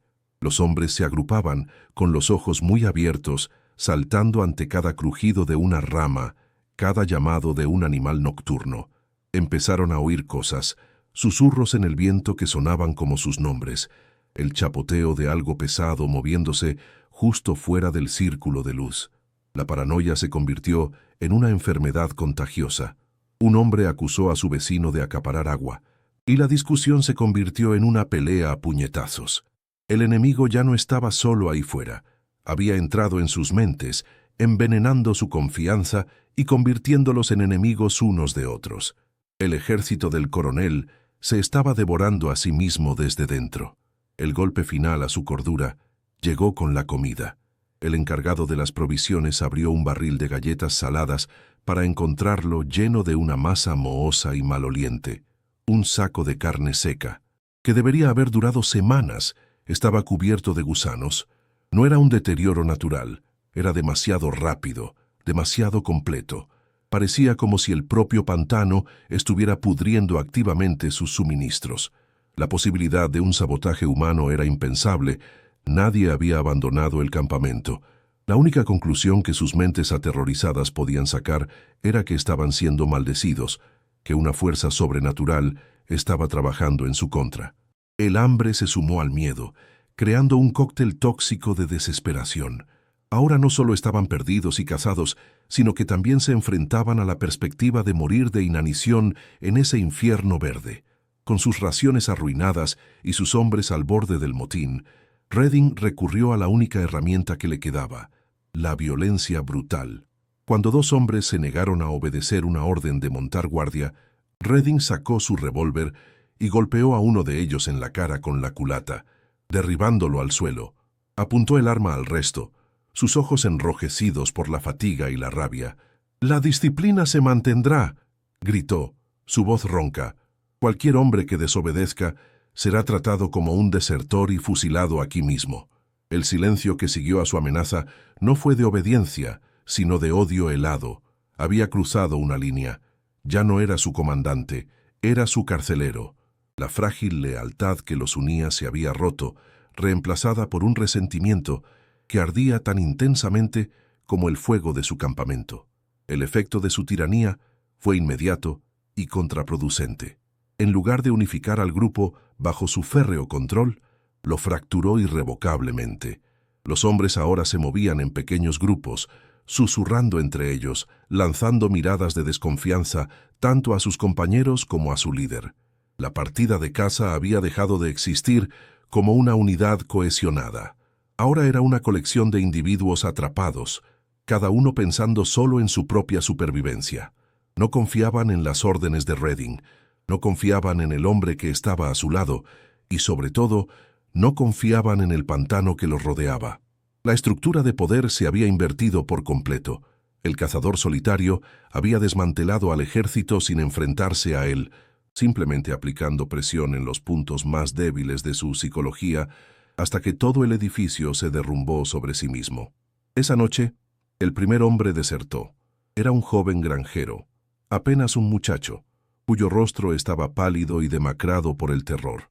Durante un cambio de guardia, simplemente dejó caer su rifle en el barro, se dio la vuelta y caminó hacia la oscuridad impenetrable del pantano. Nadie gritó para detenerlo, nadie levantó un arma, simplemente lo vieron irse. Una silueta que fue rápidamente devorada por la noche. Su acto no fue de cobardía, sino de una extraña forma de lógica. Enfrentarse a la muerte solo en el pantano parecía una opción más sensata que esperar a ser eliminado por un enemigo invisible o por la locura de su propio líder.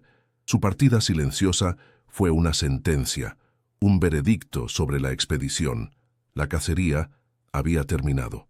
Ahora solo quedaba la supervivencia, y cada hombre estaba por su cuenta. Desde la seguridad de una plataforma de ramas entrelazadas en lo alto de un ciprés, a 100 metros de distancia, Silas observaba el campamento en descomposición. Su rostro era una máscara de impasibilidad a la luz de la luna. No sentía alegría ni satisfacción, solo una pesada y fría necesidad. Había visto la pelea, el arrebato de Redding, la deserción del joven. Cada evento era una consecuencia predecible de las variables que él había puesto en movimiento. No había envenenado sus suministros, simplemente los había guiado a través de un área donde sabía que un tipo particular de hongo liberaba esporas que aceleraban la descomposición de la carne y el grano.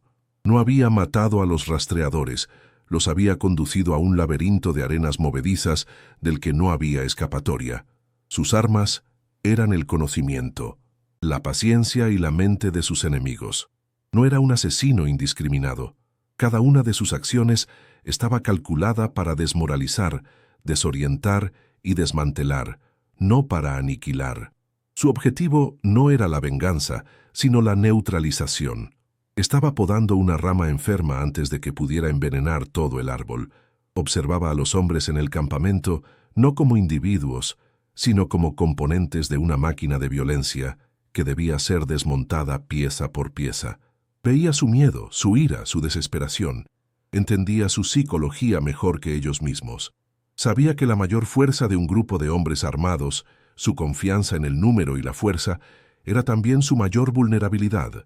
Al aislar esa confianza y erosionarla lentamente, los había dejado desnudos, reducidos a sus miedos más básicos. El proceso era metódico, casi ritual. Para cada hombre que desaparecía, Silas realizaba un pequeño acto de recuerdo. Tomaba un objeto personal, un botón de una camisa, una bala del cinturón, y lo colocaba en un pequeño montículo de piedras en lo profundo del pantano, un cementerio sin nombres para los fantasmas que estaba creando.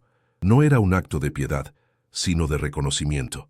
Reconocía la vida que había sido extinguida, no por su mano directamente, sino como consecuencia de la cadena de eventos que había iniciado.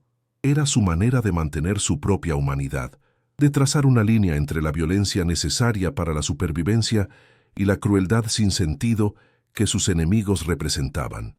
Estaba librando una guerra, pero se negaba a convertirse en el monstruo contra el que luchaba. Silas desvió su mirada del campamento moribundo y la dirigió hacia el este, hacia el lugar donde el sol pronto comenzaría a salir. La noche casi había terminado, y con ella, una fase de su plan.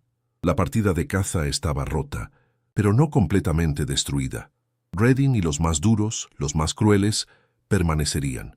Sabía que el siguiente día traería una nueva forma de violencia, una más desesperada y directa. La guerra psicológica había terminado. Lo que vendría ahora sería una confrontación física. Deslizó su mano bajo un trozo de corteza suelta del árbol y sus dedos se cerraron alrededor del mango de madera pulida de su toque. El peso del hacha de guerra de su pueblo era un recordatorio sombrío y familiar. La inversión de poder estaba completa. El leñador silencioso se había ido. El susurro del ciprés era ahora el único habitante de ese reino de sombras, y estaba esperando el amanecer para reclamar lo que era suyo. El amanecer llegó no como una promesa, sino como una sentencia.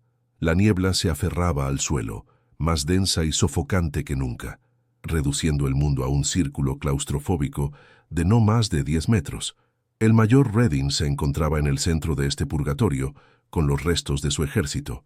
6 hombres. Ya no eran soldados ni cazarrecompensas, eran fantasmas demacrados, con los ojos hundidos por el terror y el hambre, y los rifles temblando en sus manos por la fiebre y el agotamiento. La disciplina se había evaporado, reemplazada por una lealtad animal, hacia el hombre que aún sostenía el revólver con más firmeza. Redding ya no buscaba a Silas para reclamar un honor o una recompensa. Lo buscaba por pura y visceral venganza, la última emoción que le quedaba a un hombre que lo había perdido todo. Creía que si podía matar al fantasma, podría matar el miedo que lo estaba devorando desde adentro. Era la lógica de un hombre acorralado, la última y más peligrosa fase de su desintegración. Los 7 hombres se movían como una unidad herida, espalda con espalda, avanzando a ciegas a través de la niebla. Cada chasquido de una rama, cada gota de agua que caía de una hoja, los hacía girar, con los cañones de sus armas apuntando a sombras que no eran nada y a todo al mismo tiempo. El pantano ya no era un lugar, era una conciencia, una presencia que respiraba a su alrededor, y sabían que su guardián estaba cerca. Habían abandonado la idea de seguir un rastro, ahora simplemente se movían, esperando el ataque, sabiendo que era inevitable.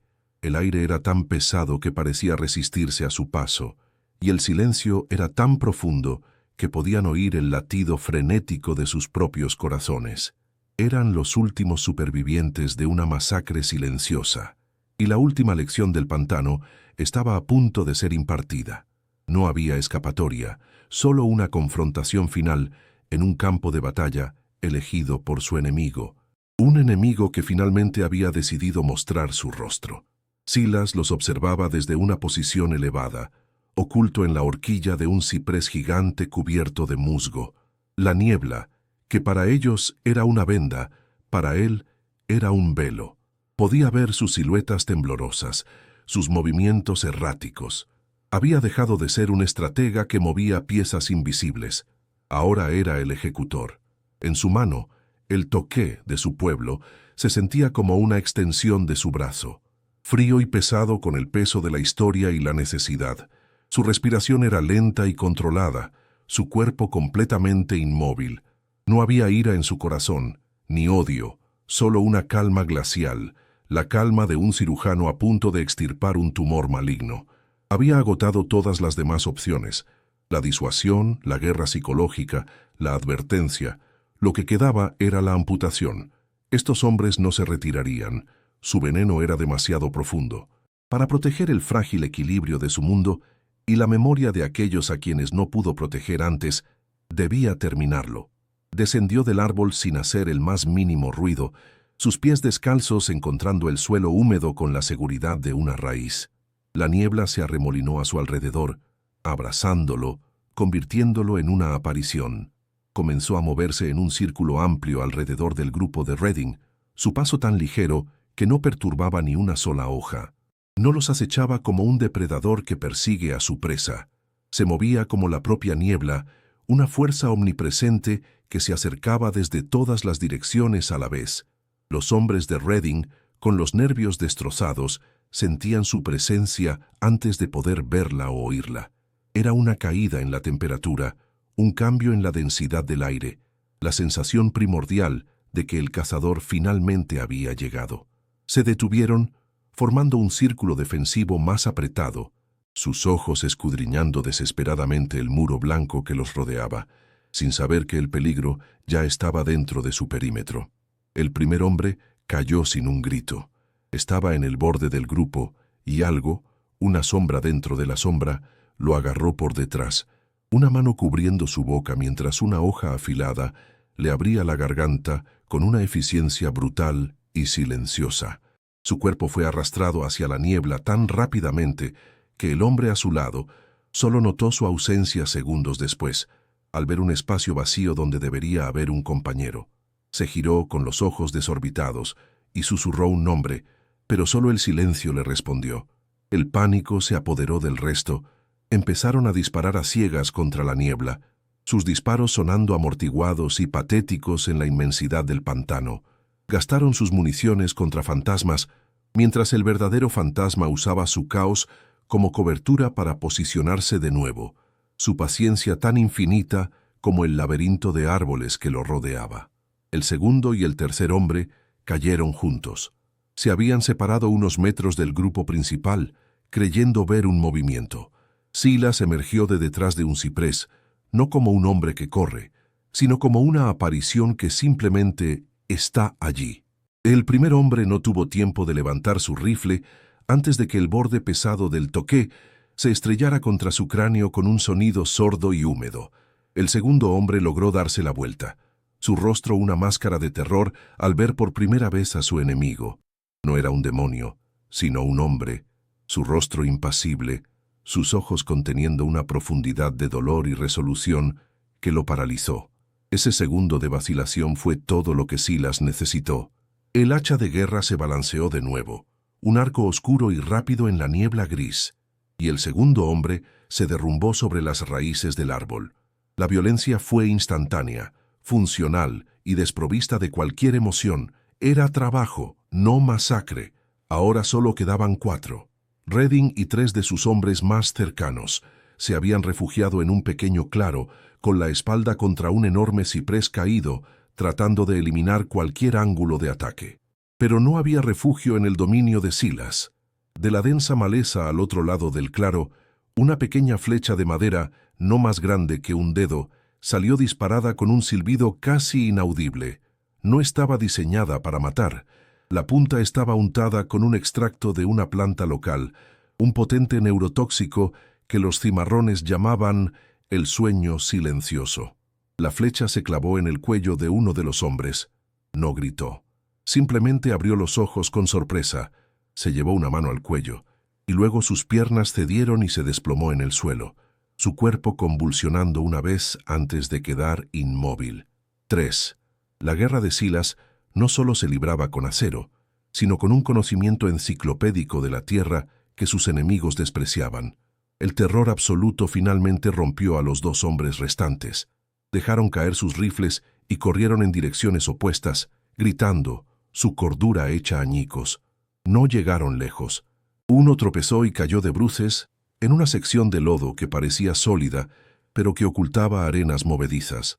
Su lucha solo lo hundió más rápido, sus gritos de pánico convirtiéndose en gorgoteos ahogados mientras el pantano lo reclamaba. El otro fue interceptado por Silas, quien apareció frente a él como si hubiera brotado del suelo. El hombre se detuvo en seco, tropezando hacia atrás, cayendo al suelo. Levantó las manos en un gesto de súplica, sus palabras un balbuceo incoherente de miedo. Silas lo miró por un largo momento, su rostro inescrutable. Luego, con un movimiento de su cabeza, señaló hacia el borde del pantano. No le dijo nada, no necesitaba hacerlo. El mensaje era claro. Vete. El hombre aterrorizado se puso de pie y huyó sin mirar atrás, un mensajero involuntario del mito que Silas estaba forjando. Ahora solo quedaba Redding.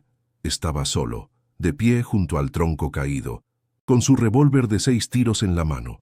La niebla comenzó a disiparse ligeramente, y a través de los jirones de vapor vio a Silas acercarse. El antiguo mayor confederado levantó su arma. Sus manos temblaban, no de miedo, sino de una rabia impotente. «Así que eres tú», siseó Redding, su voz rota. «Un solo hombre, un...». No pudo terminar la palabra. Silas se detuvo a unos 10 metros de distancia, sosteniendo el toqué a su lado. No había amenaza en su postura, solo una finalidad absoluta. Redding finalmente vio la verdad en los ojos de Silas.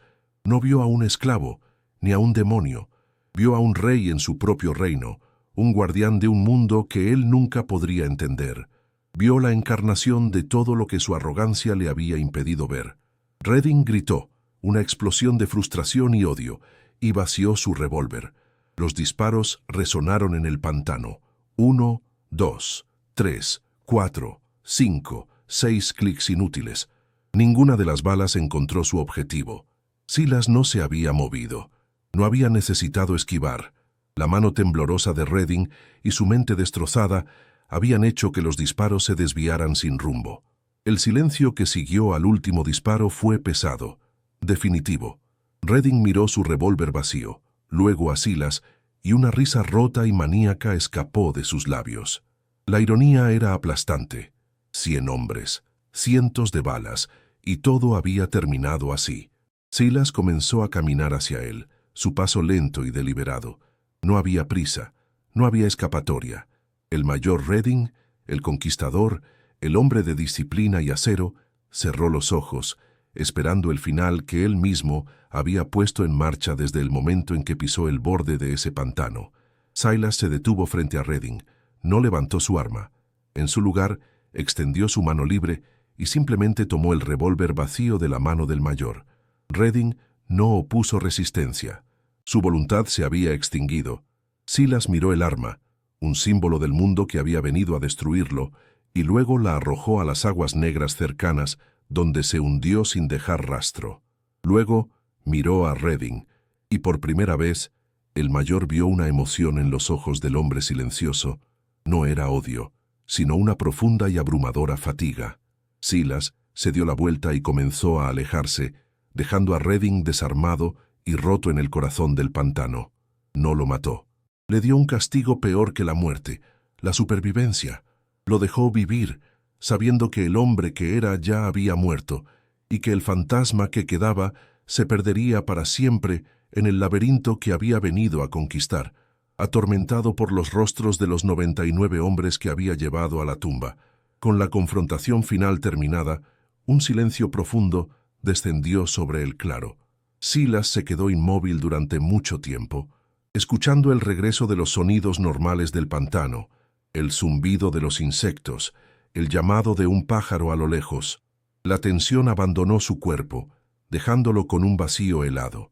Miró el toqué en su mano. El acero oscuro estaba manchado, no solo con la sangre de sus enemigos, sino con el recuerdo de la sangre de su propia gente. Al empuñarlo de nuevo, al convertirse una vez más en el susurro del ciprés, había reabierto una herida que había pasado décadas tratando de cicatrizar. Había salvado su hogar, pero había destruido su paz. La cabaña, el ritmo de la tala de madera, la ilusión de una vida simple, todo eso se había convertido en cenizas. Ya no era el leñador. Era el fantasma que los hombres del coronel habían creado en sus leyendas y ahora estaba condenado a habitar ese papel para siempre. No regresó a su cabaña. No había nada para él allí. Solo los ecos de una vida que ya no podía vivir. El lugar que había sido su santuario ahora estaba manchado por la violencia que había sido necesaria para protegerlo. El pacto silencioso que tenía con el pantano había cambiado. Ya no era simplemente un habitante. Se había convertido en su espíritu guardián, en su arma. Se dio la vuelta, apartando la vista del rastro que conducía de regreso al mundo de los hombres, y miró hacia las profundidades inexploradas del pantano, hacia el corazón oscuro, donde ni siquiera los cazadores más audaces se atrevían a aventurarse. Era un exilio autoimpuesto, la única conclusión lógica para un hombre que ya no pertenecía a ninguno de los dos mundos. Había borrado la amenaza externa, y ahora debía borrarse a sí mismo. Con un último vistazo al lugar donde la partida de caza había encontrado su fin, Silas comenzó a caminar. Se adentró más y más en el laberinto de cipreses y aguas negras, su figura volviéndose cada vez más indistinta a medida que la vegetación se cerraba detrás de él. No caminaba como un hombre derrotado, ni como un vencedor. Caminaba con la resignación de una fuerza de la naturaleza que se retira después de la tormenta. Sus huellas en el barro se llenaron rápidamente de agua oscura, borrando cualquier evidencia de su paso. En cuestión de minutos, había desaparecido por completo, absorbido por el inmenso y primordial organismo del pantano. El susurro del ciprés había regresado a su silencio, dejando atrás nada más que una leyenda y un profundo, ininterrumpido silencio que se asentó sobre la tierra como un sudario, guardando el secreto de los 100 hombres que entraron y nunca regresaron. El pantano no guardaba memoria de los gritos, solo del profundo silencio que vino después. El agua estancada, de un negro aceitoso, se asentó lentamente, borrando las huellas de la lucha y la huida. El sol de la mañana se filtraba a través del dosel de cipreses, iluminando un escenario desprovisto de humanidad. No había cuerpos, ni armas, ni rastros de la batalla final. El lodo, con su apetito insaciable, había reclamado la evidencia, tragándose el acero y la carne con la misma indiferencia con la que se tragaba las hojas caídas. El zumbido de los insectos regresó, más fuerte que antes, como si celebrara la expulsión de un ruido ajeno y discordante. El aire, denso y pesado con el olor a descomposición y vida, se movió perezosamente entre los árboles. El equilibrio primordial del lugar, momentáneamente perturbado por la arrogancia de los hombres, se había restaurado. El pantano había soportado la invasión y, sin emitir juicio, simplemente la había absorbido, volviendo a su estado eterno de quietud vigilante. 100 hombres habían entrado, y el pantano no recordaba a ninguno. Días después, un hombre emergió de la línea de árboles. No caminaba, se arrastraba. Estaba cubierto de una costra de lodo seco y hojas, su ropa hecha jirones. Sus ojos eran 2 pozos vacíos de terror en un rostro demacrado. Era el mensajero que Silas había perdonado, aunque la palabra perdón no describía la fría indiferencia con la que lo había dejado ir. Los leñadores que lo encontraron lo confundieron con un loco escapado de algún asilo lejano. Balbuceaba historias incoherentes sobre un fantasma que se movía entre la niebla, sobre hombres que desaparecían en el silencio, sobre un hacha que se balanceaba sin hacer ruido. Hablaba del pantano no como un lugar, sino como un ser vivo y consciente que los había desmantelado uno por uno. Nadie le creyó. Sus palabras fueron descartadas como los delirios de la fiebre del pantano. Lo llevaron al pueblo, donde su historia se convirtió en un cuento de advertencia sobre los peligros de la locura, no en un testimonio de la verdad. Su supervivencia no fue un regalo, fue la última arma psicológica de Silas, un mensaje roto que nadie sería capaz de descifrar. En la plantación, el coronel se negaba a aceptar la pérdida. Durante semanas, mantuvo la fachada de que la partida de caza estaba a punto de regresar, victoriosa. Pero a medida que los días se convertían en semanas y el silencio del pantano se hacía más profundo y definitivo, su negación se agrió en una furia impotente. Había perdido a 100 hombres, una inversión masiva de capital y, con aquí lo más importante, de autoridad. Su poder se basaba en la percepción de una fuerza invencible, y esa percepción había sido aniquilada por un enemigo que ni siquiera podía nombrar. Para salvar las apariencias, comenzó a tejer una nueva narrativa. No fue un hombre quien derrotó a su ejército, sino el propio pantano, un lugar maldito, un nido de espíritus malignos y fuerzas antinaturales. El liberto, Silas, no era un hombre, sino un demonio, un conjurador que había invocado el poder del infierno. Era una mentira más fácil de aceptar que la humillante verdad. Un solo hombre, con un conocimiento profundo de la tierra, había desmantelado todo su sistema de poder. La leyenda que el coronel inventó para ocultar su fracaso echó raíces en la tierra fértil del miedo y la superstición de la comunidad blanca. La historia de la partida de caza desaparecida se convirtió en un cuento de fantasmas contado en voz baja en los porches por la noche. Hablaban de un monstruo con ojos brillantes, de un espíritu vengativo que protegía los pantanos, de una criatura que podía imitar las voces de los hombres para atraerlos a su perdición. El pantano de Terrebonne se convirtió en un lugar prohibido, un vacío en el mapa que la gente rodeaba con cuidado. La historia sirvió a su propósito. Nadie se atrevió a aventurarse allí de nuevo, y el fracaso del coronel se transformó en una tragedia inevitable frente a fuerzas sobrenaturales. La verdad sobre Silas, el hombre, se borró por completo, reemplazada por el monstruo que necesitaban para explicar lo inexplicable y para justificar su propio terror. El miedo que Silas había sembrado se convirtió en una frontera más eficaz que cualquier cerca o guardia armada. Mientras tanto, entre la comunidad de libertos, circulaba una historia diferente. No se contaba en voz alta, sino en susurros, compartida en la seguridad de las cabañas después del anochecer, lejos de los oídos de los blancos. No hablaban de un monstruo, sino de un hombre silencioso que había vivido al margen, un hombre que el sistema había considerado simple e inofensivo. Contaban cómo 100 hombres armados habían ido a cazarlo y cómo ninguno había regresado. No conocían los detalles, no sabían de la guerra psicológica ni de las trampas. Solo conocían el resultado, el silencio. Para ellos, Silas se convirtió en algo más que un hombre, se convirtió en un símbolo. Era la prueba viviente de que el silencio no era debilidad, de que la sumisión podía ser un disfraz, y de que incluso el opresor más poderoso tenía un punto ciego. La historia de El susurro del ciprés, un nombre que nadie recordaba pero cuyo eco resonaba, se convirtió en una leyenda de resistencia silenciosa, un recordatorio de que bajo la superficie de la opresión, la voluntad de ser libre nunca podía ser extinguida por completo. La familia Johnson, a salvo en una nueva región a la que habían huido con la ayuda anónima de Silas, a menudo miraba hacia el sur, en dirección al pantano que habían dejado atrás. No sabían con certeza quién había desarmado a sus atacantes esa noche, quién les había dejado un camino despejado para escapar, pero en sus corazones sentían la presencia de un guardián silencioso.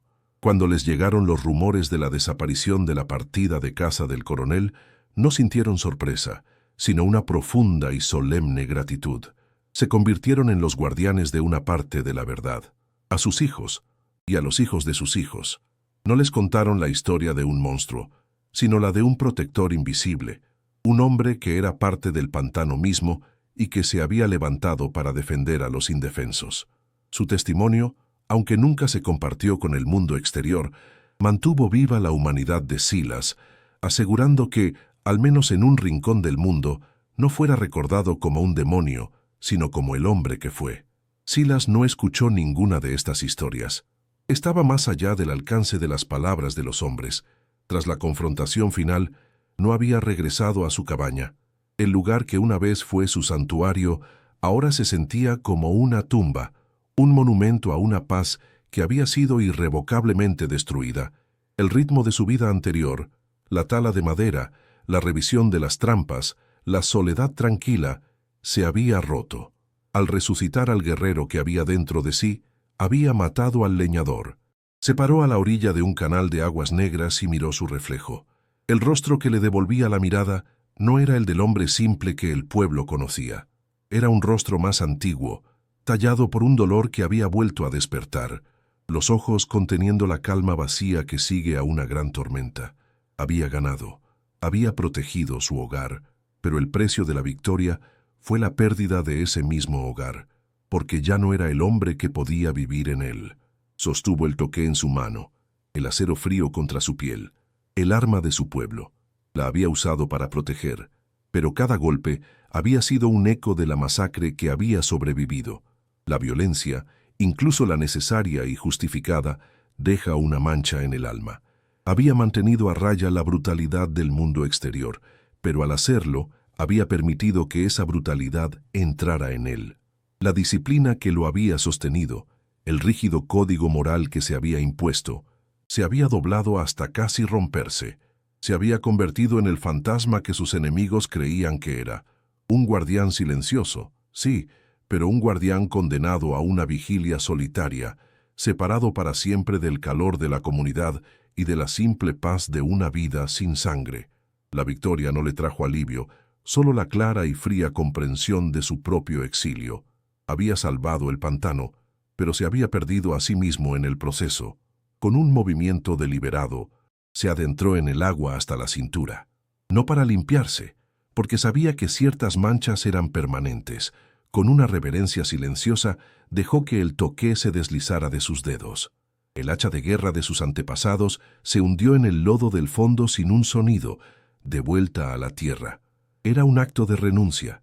Estaba liberando el pasado, o al menos la herramienta física que lo ataba a él. Salió del agua, goteando, y se quedó inmóvil por un momento. Un hombre despojado de todo, de su hogar, de su paz, de su historia. Ya no era el leñador, ni era el susurro del ciprés. Era simplemente una presencia, una parte del alma del pantano, tan anónimo y eterno como los propios árboles. Su guerra había terminado. Su propósito, tal como lo había conocido, se había cumplido. Lo único que quedaba era desaparecer. Se dio la vuelta, apartando la vista del camino que conducía de regreso al mundo de los hombres, un mundo al que ya no pertenecía y que ya no podía tolerar. Miró hacia el corazón del pantano, hacia las profundidades inexploradas donde el dosel era tan denso que la luz del día nunca tocaba el suelo. Era un reino de silencio perpetuo, un lugar donde las leyendas de los hombres no tenían significado. No había vacilación en su decisión. Era el único camino que le quedaba, el único lugar donde el fantasma que se había convertido podía encontrar un reposo final. Comenzó a caminar, no con la prisa de un fugitivo, sino con el paso lento y mesurado de un hombre que finalmente regresa a casa. Cada paso lo alejaba más de la memoria, del dolor, de la humanidad. El pantano lo recibió como a uno de los suyos. Las ramas bajas se apartaban para él, las raíces parecían guiar sus pies descalzos. La niebla comenzó a levantarse de nuevo, no como un velo de guerra, sino como un sudario de bienvenida, envolviendo su figura a medida que se adentraba más y más en la oscuridad verde. Su silueta se hizo menos definida, perdiendo sus bordes, mezclándose con las sombras de los antiguos cipreses. No miró hacia atrás. No había nada que ver. Su historia había sido contada no con palabras, sino con silencio. Se convirtió en lo que el coronel había afirmado que era, pero no de la manera que él había imaginado. No era un demonio, sino un espíritu del lugar, una leyenda encarnada que se disolvía de nuevo en la tierra que había defendido. La última imagen de Silas fue la de una sombra que se fusionaba con otras sombras, una figura que se convertía en una parte indistinguible del paisaje primordial. Luego, desapareció por completo. El único sonido era el goteo del agua desde el musgo español y el suave susurro del viento a través de las hojas. El susurro del ciprés había regresado a su origen, dejando atrás no un legado de violencia, sino un profundo e inquebrantable silencio. Un silencio que se asentó sobre el pantano de Terrebonne, un espacio en el mapa y en la mente de los hombres donde la arrogancia había encontrado su fin, y donde la tierra misma guardaba el secreto de cómo un solo hombre, al negarse a ser borrado, se había convertido en eterno.